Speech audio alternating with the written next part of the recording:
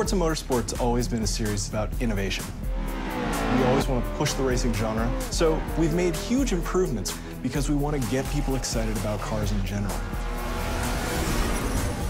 The Alps is the ultimate driving road because it's set in a beautiful location and the ribbon has been hand-tuned over months of testing to make sure that it's just the right balance of speed, challenge, fun, in a wide variety of cars for a wide variety of players. Because for a virtual game, nobody's going to get hurt. Since we're not concerned about driver safety, we can go to these epic places like the Bernese Alps and build basically the world's best driving roads, and we have total creative freedom. We actually looked at 15, 30 different locales, and the Alps is just the most epic.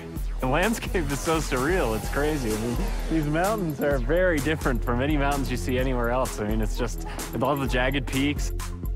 We are on part one of a trip that will take us through Switzerland and Italy as the guys from Turn 10 gather source material and basically inspired by the entire trip.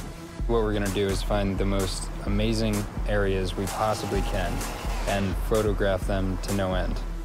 We took a really long elevator ride after a train ride and a long walk and another train ride. Took a while to get up here, but oh my God, it's worth it. Did you guys see the background and everything? Yeah.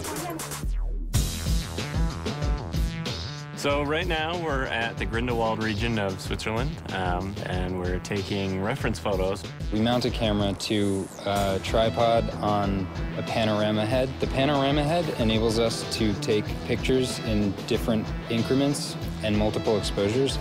We stitch them all together, and then we get an HDR.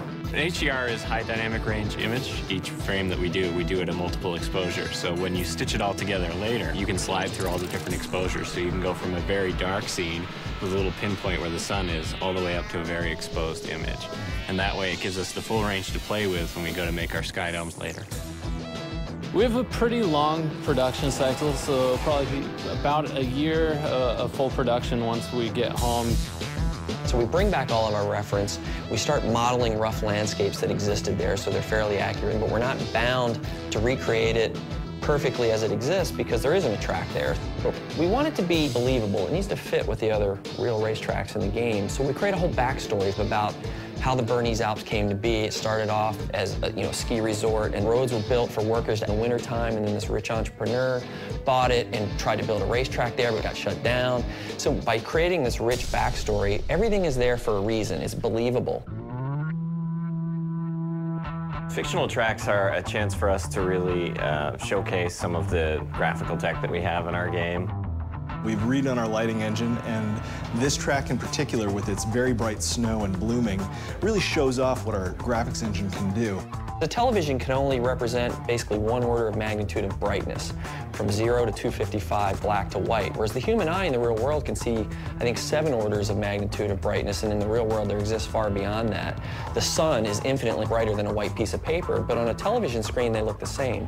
Well, we found a way to basically reverse engineer that at full HD resolution on the Xbox 360. So what we do is we captured high dynamic range images of the world, and that gets baked back into the lighting and the reflections on the car, which means the sun is order of magnitudes brighter than a white piece of paper and is brighter than gray asphalt, which basically makes the cars look really grounded in the environment. We've traveled thousands of miles, we worked thousands of hours, and here it is, the Bernese Alps track in Forza 4.